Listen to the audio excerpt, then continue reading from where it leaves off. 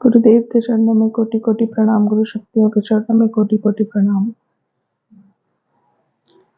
Last video में मैंने गुरु पूर्णिमा के बारे में बताया था। इस वीडियो में हम गुरु पूर्णिमा से रिलेटेड एक बहुत ही इंपॉर्टेंट कंसेप्ट गुरु दक्षिणा उसे डिकोड करेंगे।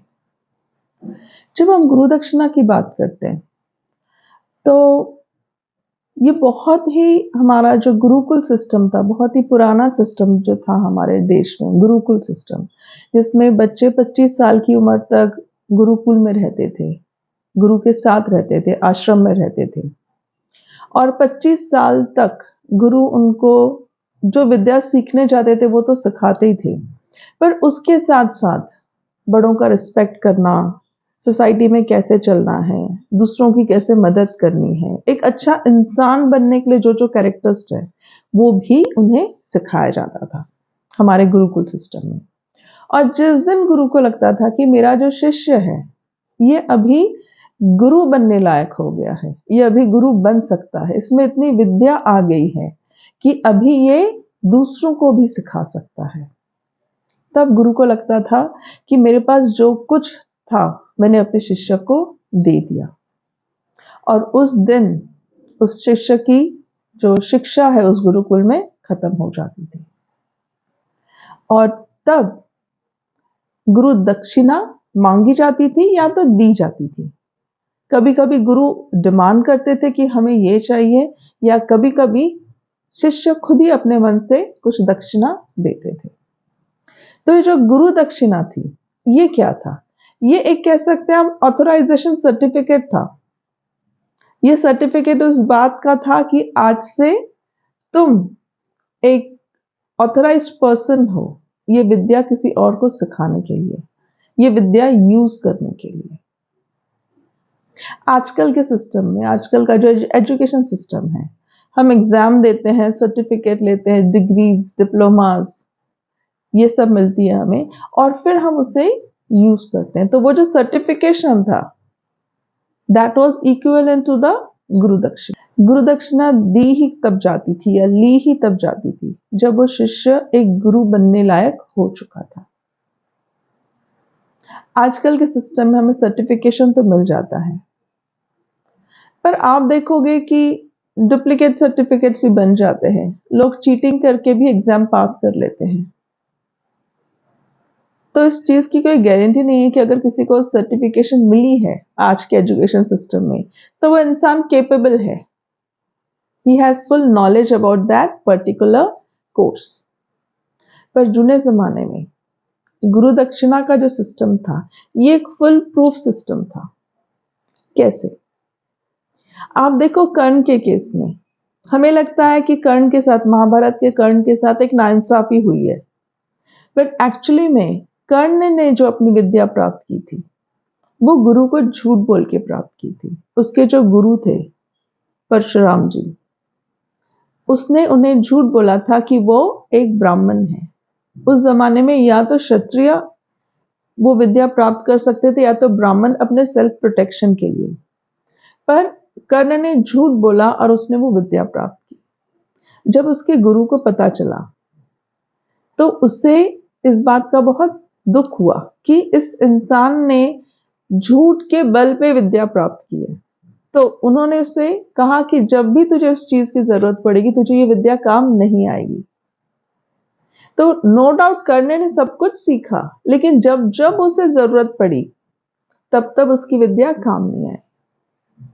और उस जमाने में गुरु जो होते थे ना वो सिर्फ एक प्रोफेशनल टीचर्स नहीं होते थे जैसे आज है, उनके पास स्पिरिचुअल नॉलेज भी होता था। तो उन्हें ये भी पता चला कि आज जब ये सीखने के लिए चीटिंग कर सकता है तो आगे फ्यूचर में इस विद्या का यूज भी ये सिर्फ गलत कामों के लिए ही करेगा। तो जब महाभारत का युद्ध हुआ, धर्म और अधर्म का युद्ध हुआ, तो कर्ण ने धर्म की साइड न लेते हुए अधर्म का पक्ष चुना और इसीलिए उसकी विद्या उस वक्त काम नहीं आई। तो गुरु दक्षिणा एक फुल प्रूफ सिस्टम था कि जब तक शिष्य गुरु के आश्रम में है उसे गुरु कृपा का फायदा होता ही है, गुरु कृपा का प्रोटेक्शन होता ही है। पर जब वो इस सिस्टम से बाहर जाता है, आश्रम से बाहर जाता है, और जब भी उसे, अगर उसने अच्छे मन से विद्या हासिल की हो, अगर प्रॉपर गुरु दक्षिणा दी हो, उसकी गुरु दक्षिणा एक्सेप्ट की गई हो, तो जब भी लाइफ में उसे उस विद्या की जरूरत पड़ेगी तो वो उसके जरूर काम आएगी।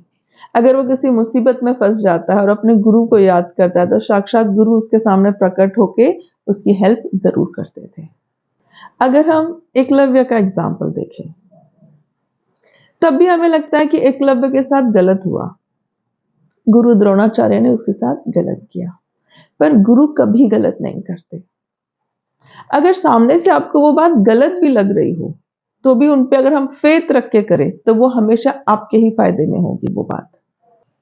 जैसे एकलव्य जब द्रोणाचार्य जी के पास गया कि आप मुझे सिखाओ, तब भी वही सिस्टम था कि क्षत्रिय या ब्राह्मण सीख सकते थे, और एकलव्य जो था वो भील था, आदिवासी था। तो द्रोणाचार्य ने इसलिए रिफ्यूज किया क्योंकि अगर वो सिखा देते तो ये उसको ही नुकसान करता, आगे चल के लोग उसके ही अपोज में हो जाते, उसके ही लाइफ को डेंजर था, इसलिए उन्होंने मना किया। पर एकलव्य इस बात को समझ नहीं पाया, और उसने क्या किया, बिना उनके परमिशन से उनकी एक मूर्ति बना के वो विद्या सीखी। और जब द्रोणाचार्य जी ने देखा कि इसने तो ये विद्या सीख ली है, तब उन्होंने उसकी एक फाइनल परीक्षा ली कि देखो तो सही कि मेरी मूर्ति बना के सीखी तो जरूर है, पर मेरे लिए कितना समर्पण है।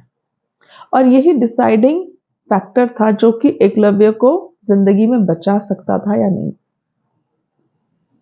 तो उसकी परीक्षा लेने के लिए गुरु ने कहा कि मुझे तुम राइट हैंड का थंब दे दो। अगर उसने वो दे दिया, मतलब उसका गुरु के लिए समर्पण सच्चा है।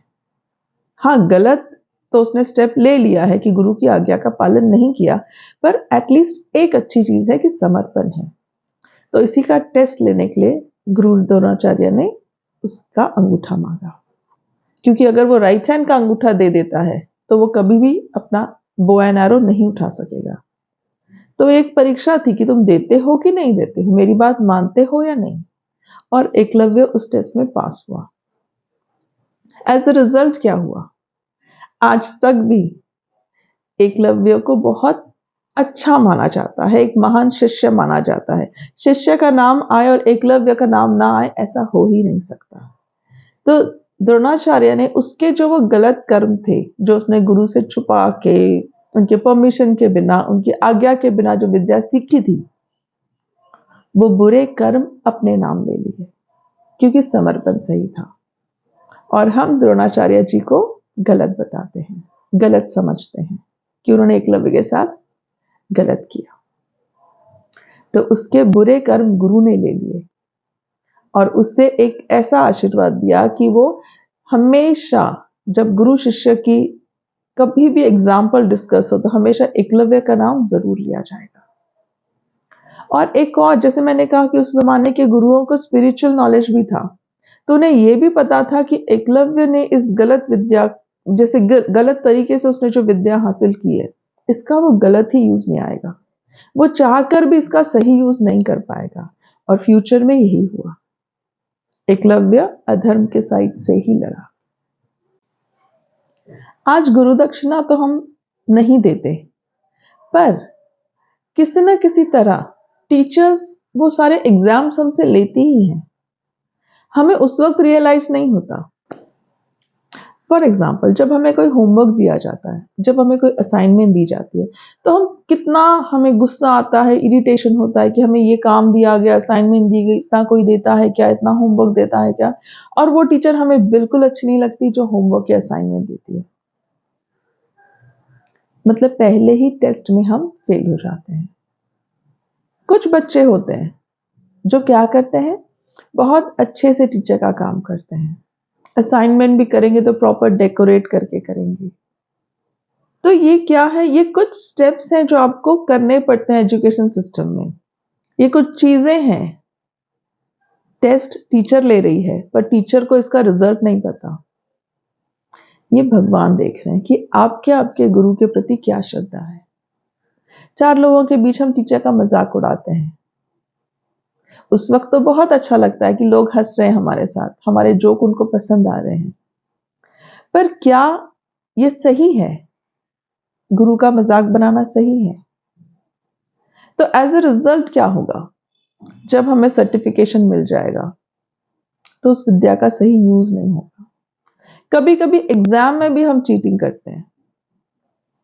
जो बहुत मेहनत करके हार्ड वर्क के एग्जाम देते हैं ना, तो उन्हें लगता है हमने इतना हार्ड वर्क करके एग्जाम दिया और इस इंसान ने कॉपी की, मार्क्स दोनों के सेम आए, तो उन्हें बहुत दुख होता है। पर ऐसे लोगों के लिए मेरा एक एडवाइस है कि कभी भी दुखी नहीं होना, क्योंकि अगर गलत तरीके से आपने विद्या हासिल किया, आपने परसेंटेज हासिल किया है, तो वो जरूरत के वक्त आपके कभी भी काम नहीं आएगी, जैसे कर्ण के साथ हुआ। हमें पता नहीं चलता, फिर भी लाखों लोग बोलते हैं ना, इतनी पढ़ाई कर लेते हैं, जॉब तो मिला ही नहीं। इतनी पढ़ाई करके क्या फायदा, मैंने तो जॉब ही नहीं किया कभी जिंदगी में। क्यों नहीं मिला आपको जॉब? इतने लोगों को जॉब मिलता, आपको कैसे नहीं मिला? इतने लोग जॉब करते हैं, आप क्यों नहीं कभी कर पाए? इसलिए नहीं कर पाए क्योंकि वो जो विद्या हासिल की गई थी, शायद वो गलत तरीके से की गई थी। सो पढ़ाई करना, विद्या हासिल करना, मार्क्स हासिल करना, सर्टिफिकेट्स लेना इज नॉट इम्पॉर्टेंट। आपने किस भाव से उसे किया है, ये बहुत जरूरी है। रही बात फीस की, जुने जमाने में भी कुछ मटेरियलिस्टिक चीजें गुरु को अर्पण की जाती थी, वो भी शुद्ध भाव से अर्पण की जाती थी। क्योंकि गुरु जैसे आश्रम चलाते हैं, बच्चों को देखते हैं, उन्हें विद्या देते हैं, पर उनकी फैमिली लाइफ भी थी। वो जो बेसिक नीड्स थी उनकी, उसे उन जरूरतों को पूरा करने के लिए गुरुओं को, ऋषियों को कामधेनु गाय दी जाती थी। कामधेनु गाय मतलब विश फुलफिलिंग गाय। वो जो बेसिक जरूरत है गुरु की, जो भी उस वक्त की नीड है, हर चीज, हर विश गुरु की फुलफिल करती है। अचानक लोग आ जाए बहुत सारे, उनका खाना पीना, ये सारी चीजें में रुकावट ना आए, इसलिए उन्हें वो गाय दी जाती थी। और बहुत सारी चीजें, जैसे हम नारियल देते हैं, पान सुपारी देते हैं। आज भी जब हम गुरु पूजा करते हैं या भगवान की पूजा करते हैं, तो हम गाय तो नहीं देते हैं, पर हम जैसे पान सुपारी है, नारियल है, कलश है, इन सब चीजों को अर्पण किया जाता है। लौंग इलायची, जो कि शिव पार्वती का प्रतीक है, ये भी अर्पण किया जाता है, क्योंकि ये सब चीजें सात्विक गुणों से भरपूर है। गुरु के वाइब्रेशंस को हम तक पहुंचाने के लिए these are the best mediums. तो इसलिए इन चीजों को अर्पण किया जाता था, और साथ ही साथ ये गुरुओं की जो मटेरियलिस्टिक नीड्स है उनको भी पूरा करती थी।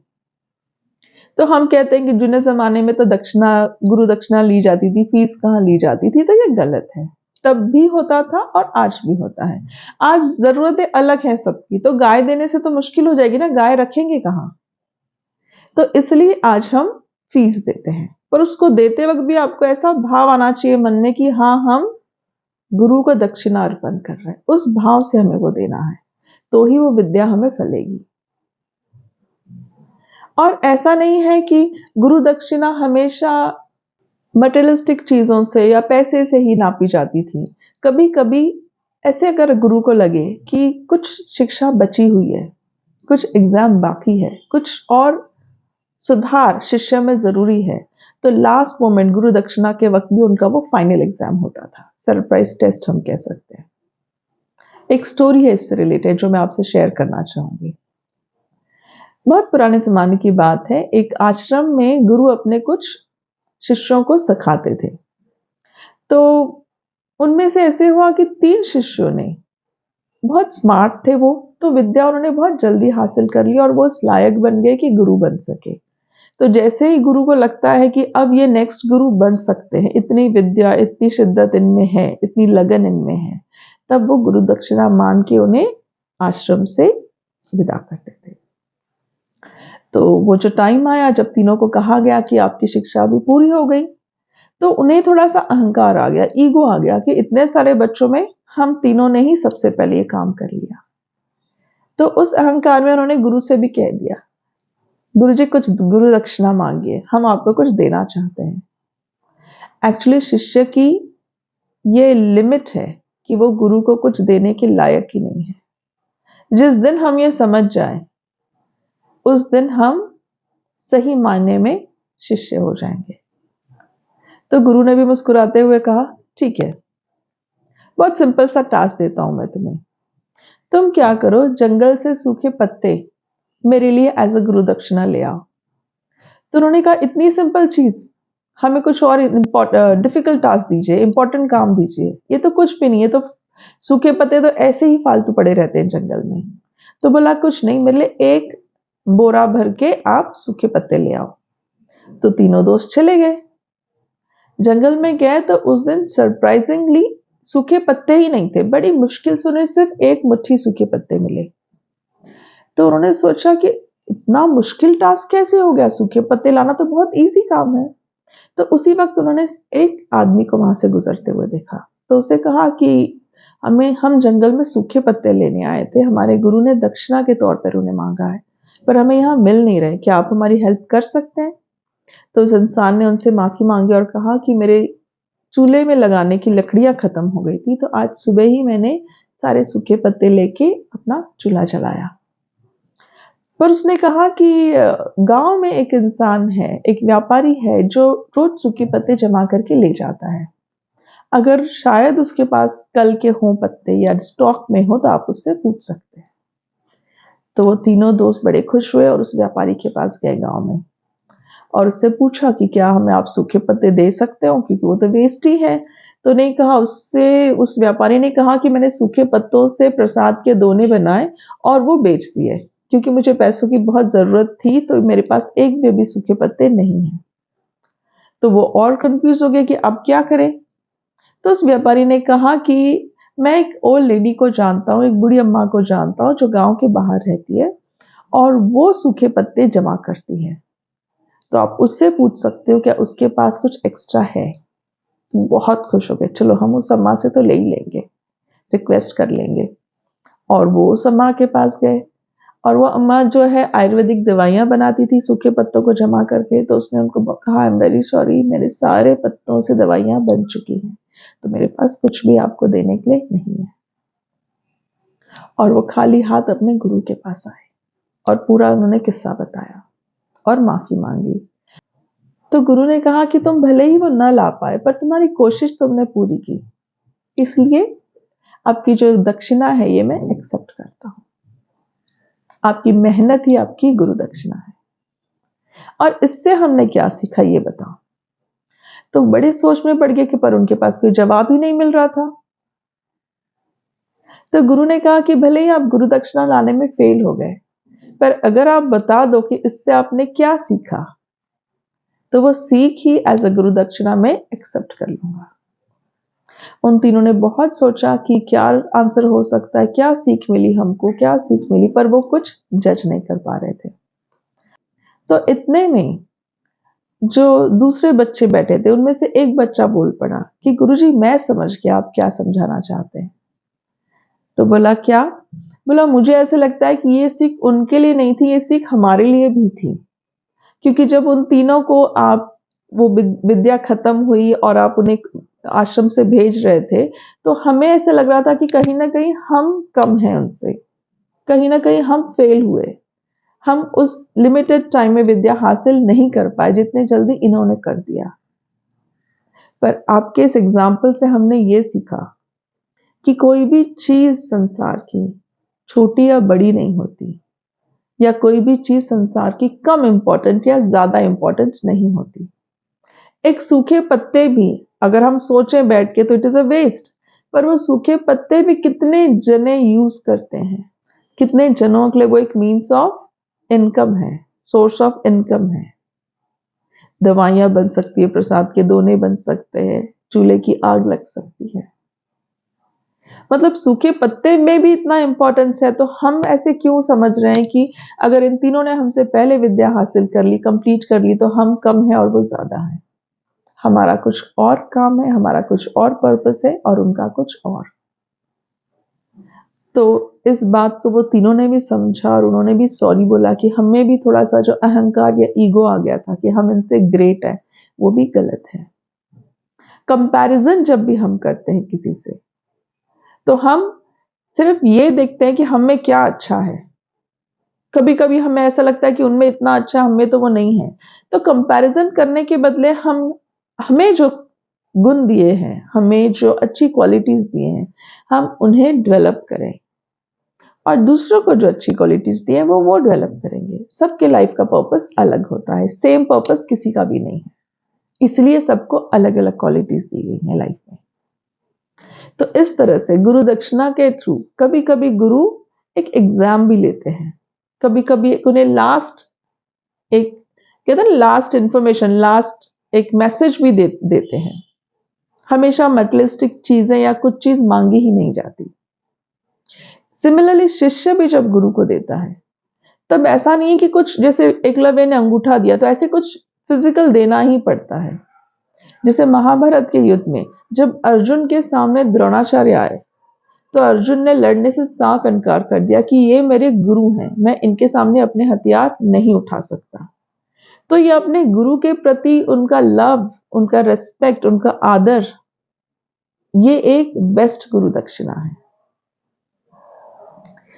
गीता का ज्ञान देते वक्त श्री कृष्ण अर्जुन के गुरु थे, तो वो ज्ञान हासिल करने के बाद कृष्ण ने अर्जुन से कुछ मांगा नहीं और अर्जुन ने भी कृष्ण को कुछ दिया नहीं, पर उनकी कही हुई हर बात उसने फॉलो की, उनकी कही हुई हर बात उसने समझी और उस हिसाब से उसने एक्शंस लिए। ये भी एक गुरु दक्षिणा है। स्वामी विवेकानंद, उनके गुरु श्री रामकृष्ण परमहंस जी, उनकी आज्ञा की वजह से विवेकानंद जी ने दुनिया भर में सनातन धर्म का प्रचार किया। ये भी एक गुरु दक्षिणा है। शिवाजी महाराज के गुरु थे रामदास जी, उनकी आज्ञा का पालन करते हुए जब उन्होंने उनसे चैलेंज किया तो शिवाजी महाराज एक शेरनी का भी दूध ले आए और उन्हीं के कहने पे उस एरिया में, पूरे राष्ट्र में जितने भी अन्याय हो रहे थे उनके खिलाफ उन्होंने आवाज उठाई और लड़के जीत हासिल की, अन्याय को हराया और जीत हासिल की। और ये सारी जीत उन्होंने अपने गुरु चरणों में अर्पण कर दी। श्री कृष्ण और बलराम जी, जब उन्होंने अपनी शिक्षा कंप्लीट की तो उनके गुरु ने उन्हें गुरु दक्षिणा के लिए क्या मांगा? उनके गुरु का बेटा कुछ दिनों पहले नदी में जब तैर रहा था तो एक मगरमच्छ ने उसे निगल लिया था। तो उनके गुरु ने कहा कि मुझे मेरा बेटा लाके दो। कितना इम्पॉसिबल टास्क था, पर श्री कृष्ण जी और उनके बड़े भाई बलराम यमलोक जाके उनसे रिक्वेस्ट करके वो बेटा भी अपने गुरु का वापस ले आए। तो ये बहुत से एग्जाम्पल्स हैं गुरु दक्षिणा के।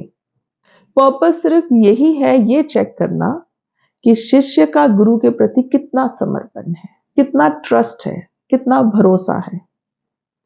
और अल्टीमेटली हमेशा शिष्य का ही नाम आगे आया है, गुरु का बाद में आया है।